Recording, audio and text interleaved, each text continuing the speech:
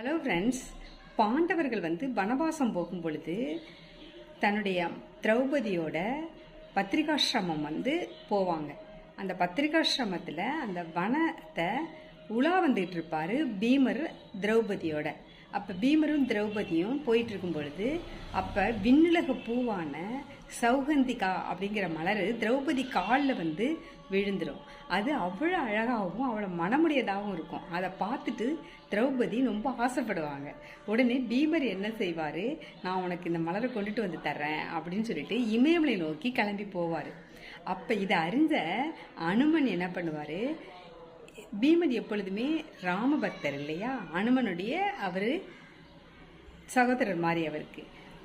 அதை உணர்ந்துக்கிட்ட அனுமன் இவருக்கு உதவி செய்யறதுக்காக இமயமலையில் இவர் வரும் வழியில் படுத்து கிடப்பார் தன் வாள்களை நீட்டிக்கொண்டு. அப்பொழுது பீமர் போயிட்டே இருக்கும் பொழுது இவருடைய வாள் இவருக்கு தடங்களாக இருக்கிறதுனால இவர் கோவமாக அனுமன்னு தெரியாமல் இவர் கோவமாக வாழை எடு அப்படின்னு சொல்லிட்டு கோவமாக கத்துவார். அப்போ 2 பேருக்கும் வாக்குவாதம் வந்துடும். அப்போ தான் அனுமன் சொல்லுவார், உன்னால் முடிஞ்சால் வாழை தள்ளிவிடு அப்படின்னு சொல்லுவார். இவர் வாழை தள்ளிவிட போகும் பொழுது ரொம்ப கல் மாதிரி அழுத்தமாக இருக்கும், இவரால் செய்ய முடியாது. திகச்சு நிற்பார் பீமர். அப்போ தான் அனுமன் சொல்லுவார், நான் உன்னுடைய அண்ணா அப்படின்னு சொல்லிடுவார். உடனே அனுமனை பீமர் ஆற தழுவி கொள்வார். அதுக்கு பிறகு கந்தனமா அந்த மலையை நோக்கி 2 பேரும் அந்த சௌகந்திகா பூவை எடுக்கிறதுக்கு போவாங்க. அது ஒரு குளக்கரையில் இருக்கும் அந்த பூ. அது செல்வந்தரான குபேரனுடையது. அதை அவர் காவல் காக்க 2 அரக்கர்களை வைத்திருப்பார். அந்த அரக்கர்களுக்குடன் பீமர் போராடி அந்த சௌகந்திகா மலரை எடுத்துக்கிட்டு அனுமனுக்கு நன்றி சொல்லிட்டு அந்த மலரை கொண்டு திரௌபதிக்கு கொடுப்பாரு.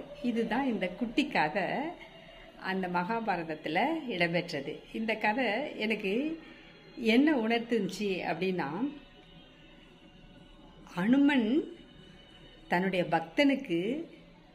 பக்தன் எதுவும் கேட்காமலே அவருக்கு உதவி செய்ய முன் வந்திருக்கிறார். அப்போ பீமருடைய பக்தியை பாருங்களேன். பீமர் அவ்வளோ பக்திமானாக இருந்திருக்கிறாரு அனுமன் மேலே அப்படிங்கிறத இந்த கதை அழகாக ப்ரூவ் பண்ணுது. நாம் ஒன்று வேண்டணும் அப்படின்னு நம்ம நினச்சோம்னா நம்மளுடைய உண்மையான பக்தியாக இருந்தால் அது இறைவன் நம்மளுக்கு கொண்டு வந்து கொடுப்பாருங்கிறத இந்த கதை உணர்த்துது. இந்த கதை உங்களுக்கும் பிடிச்சிருக்குன்னு நினைக்கிறேன். நன்றி, வணக்கம்.